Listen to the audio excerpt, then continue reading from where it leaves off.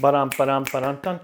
Welcome back, my friends. I hope you're all having a great start to this week, and we're about to be in springtime. Woo! Winter's over.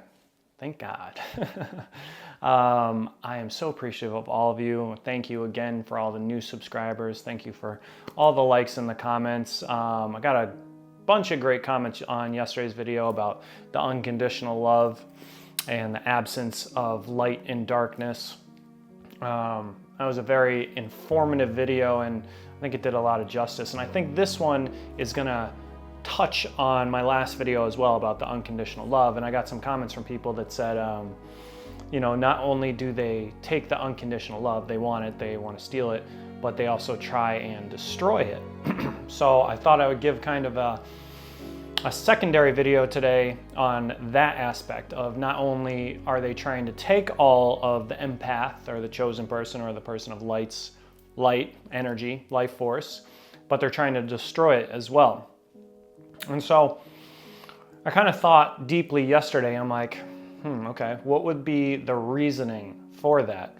And I came to a few analogies, and one would be if we think about when we were children. And, we wanted what we wanted, right? There was no saying no, like to us as a kid. You're like, I want it. You're giving it to me. Why did your parents, put the cookie jar up on the fridge or out of reach? Because you just keep taking the cookies, right? But what would happen when you'd go to grab a cookie and your parents would catch you and say, no, you can't have a cookie. No. You would throw a temper tantrum because you want the cookie. Someone is telling you no, but you want the cookie. It doesn't matter that someone's saying no, you want the cookie. You need the cookie. And then what happens is you become obsessed, and that's all you're thinking about is the cookie. Parents could go tell you, go play outside, go do whatever you want to do. And the whole time, all you're thinking about is, I just want a damn cookie. That's it. That's all that's on your mind. And I think about this with the narcissist. It's the same thing. Why are they toddlers? Why are they very immature? Why do they throw temper tantrums? Because they want the cookie. They want your light. They want the empathy. And you're saying, no, you can't have it. So they're going to throw a temper tantrum. And what are they going to do if they can't have something? Again, this comes down to envy. Narcissists are very envious people. If they can't have it, no one can. How dare you get in a new relationship and you give that empathy, that light, that kind, caring, compassionate nature to someone else? The narcissist doesn't want that. They want it all for themselves.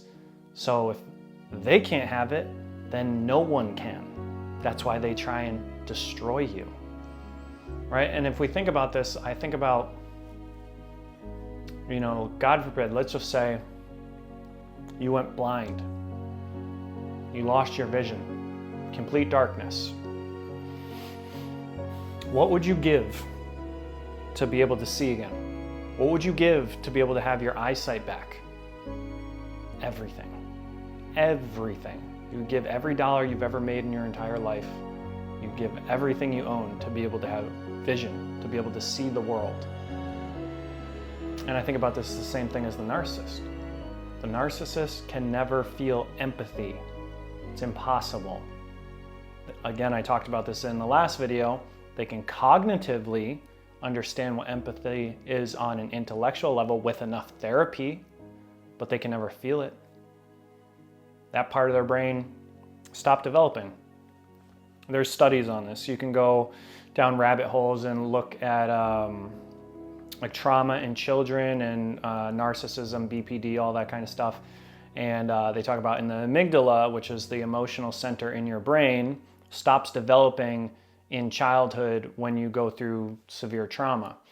So essentially that's why a lot of narcissists, even if they're 30, 40, 50, 60, 70 years old, still act very immature, like a toddler, because the emotional intelligence part of their brain stopped developing early on in childhood.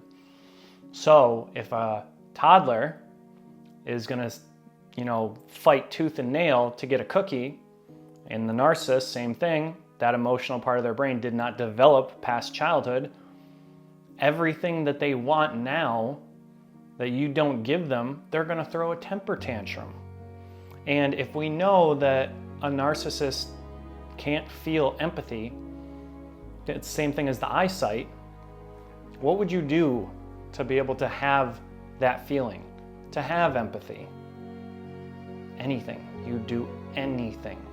So my point is, it is such a valuable commodity. All you guys watching this, if you are an empathetic, kind, compassionate, caring human being, be grateful that you have those qualities, that you are a highly emotional person. Because if you were to lose those things, you would give anything to get it back. So with a narcissist, they don't have it and they have never had it. So they want to steal it from you. And if they can't steal it from you, they need to destroy you. And if you're willing to walk away from the relationship and give that empathy to someone else, they don't want that. They want it all for themselves, or they need to destroy you so that you can't give it to anyone else. Because again, a narcissist is in their ego. Like, they think they're, the cream of the crop, the king or the queen. Like, oh, you're not going to give it to me? How dare you go give it to someone else lesser than me? It's all ego. So I think about it with the unconditional love. They want to take it, but as well, on the opposite spectrum of that, because they don't possess it, they also want to destroy it. And again, everything is a paradox with a narcissist. It's oh, okay, I want this, but then their actions say the exact opposite. I can remember so many situations in my ex-narcissistic relationship where she would say, yeah, I want to have 5 kids and marry a wholesome cowboy that puts God first. But then yet she'd be dating a bunch of people and be in a polyamorous relationship and just doing sexual deeds and nasty stuff. And I'd be like, okay, you're saying this, but you're doing that. And then if I had ever confront her, she'd flip-flop it and manipulate it for me to think that the way she was thinking was correct. And it's a paradox with them. So with the unconditional love, yes, they want to steal it, but they also want to destroy it at the same time. So their ego gets in the way of everything. Their ego doesn't allow them to be in a normal relationship. Because their ego is so strong, the ego is in the driver's seat, and I've talked about this before in other videos. When you go on the healing journey and you start recognizing, where your ego is most prevalent in your life, you can start to minimize your ego and start understanding where it comes out the most and why it comes out the most. And over time, once you do this enough, it becomes a pattern, becomes a habitual routine, your ego won't be in the driver's seat. Eventually it'll be in the passenger seat, and then eventually it'll be in the back seat, and then eventually it'll be in the trunk. And it won't be driving all of your main functions, driving your life. Excuse me. But with a narcissist, their ego is in the driver's seat all the time. So, and they can't let that, ever go down. So the problem is with the unconditional love, they want to destroy that if they can't have it. So they want to make sure, that no one else can have it, because they believe they are the center of the universe, that they deserve everything, just like the kid with the cookie. Oh no, I want it. I want it. And there's nothing you can do to stop me from getting it. And if they can't get it, they're going to kill. They're going to destroy. They're going to end all of you. And that's what they do. That's why they take you down to hell.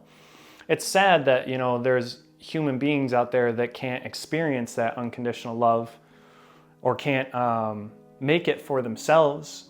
But we have to learn the lessons. Again, I say this all the time. You cannot be the hero. You cannot be the fixer.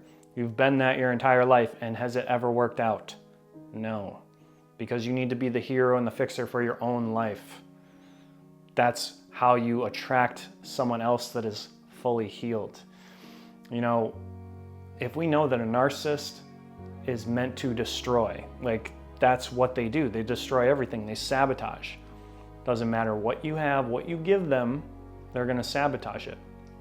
Ex-narcissist sabotaged my emotional space as well as my business, my finances.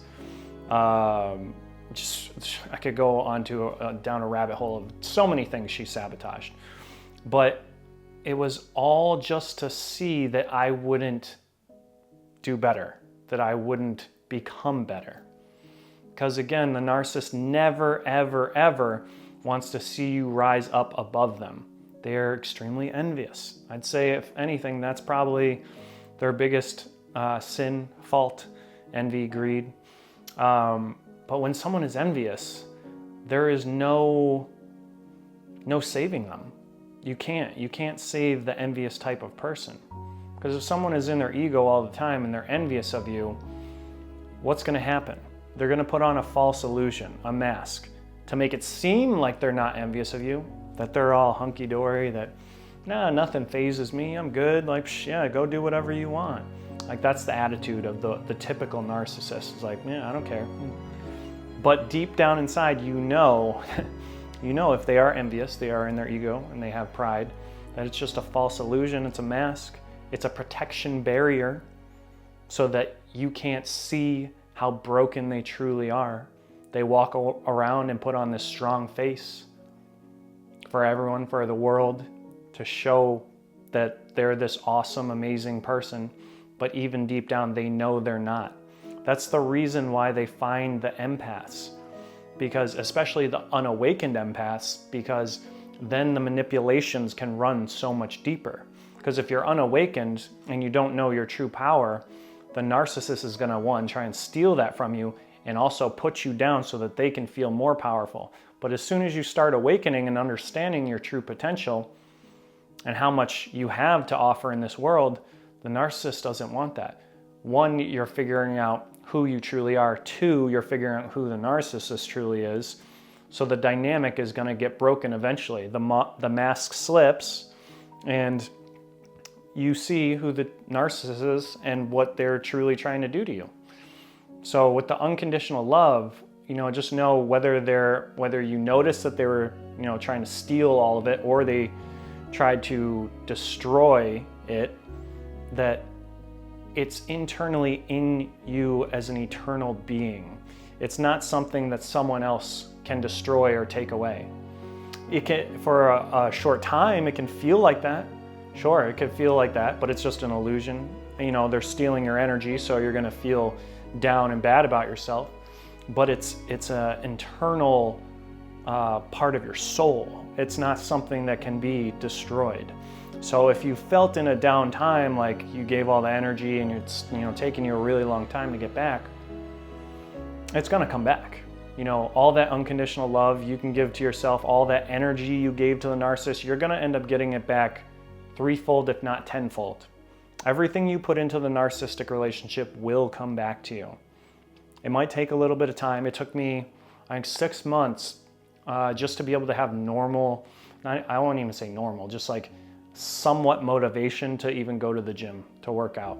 Like I'm like so skinny right now. I lost 30 pounds and it took me 6 months to feel decently okay enough to just even want to go to the gym. So it takes time. So if you're early on out of the narcissistic relationship, just know that everything will come back to you tenfold. It just takes time. You have to be patient. God's blessings will come to you in good time. You're gonna get blessed for trying to save someone. Even though you couldn't save them, again, don't feel bad that you couldn't save them. They're unsavable. It wasn't up to you. If God's not gonna save them, you have no right to save them. So don't feel guilty about that. You let them go, let them go, let them be God's responsibility. They are not your responsibility. But when you take back all that energy, when you put in all that energy, everything's gonna come back to you threefold, tenfold, because everything in this world is energy. Again, with the narcissist, why do they get so much bad karma? Well, they did all bad things to you versus you did all good things to them. So your karma is gonna shoot back and you're gonna get more good. The narcissist did all these bad things. They're gonna get more bad. That's why over time, if you ever watch like a narcissist, if you've seen in movies or you've seen actors that are narcissistic, what always ends up happening? They get worse and worse and worse and worse because they're on a toxic cycle and they haven't learned the lessons. So it keeps going downhill. So if we know that, all the good love and unconditional love and energy and everything you gave, the compassion, empathy to the narcissist, that's going to come back to you. It's going to keep going up. It might be slow. You might be in pain. You might be suffering for a while. But you will get it back. I promise you that. So I hope you guys enjoyed this video. Short one for today. I got a lot of stuff to do. I gotta go quote a guy on residing his house, and I gotta go to my chiropractor appointment and do all these things that I want to do. Self-love. You know, give yourself the love the narcissist never gave you when you were in the relationship. Take this time. Go do yoga. Go travel. Go do things you want to do. Go build a cabinet, whatever. Go do whatever you want to do. Anything that's going to make you feel that love for yourself because you are worth it. The narcissist always made you feel like you weren't worth it. So this is the time where you have to tell yourself, I am worth it. And I can give all the things that this other person should have given me. I can give all that to myself. And when you do that, you're going to realize, hey, I'm good enough on my own. I have all of the love inside my heart. And then you're going to appreciate it, and you know that someone else is going to appreciate it. Don't let the hiccup in the narcissistic relationship, don't let that toxic cycle become a normal existence for your everyday life. You went through a small moment. You know, were you with the narcissist for 70 years? No. You were with them for a percentage of your life. That percentage doesn't change who you are. So continue to keep giving to yourself, giving yourself all the love, and it's going to come back to you threefold, tenfold. I promise you that. So enjoy the day, guys. I'll talk to you guys soon. Please like and subscribe. And I'm so grateful for all your comments. I will talk to you guys tomorrow. Go get a workout in if you can. Stay safe, eat healthy, and continue. And be patient. It takes time. Everything in life that's great takes time. All right, guys. Later.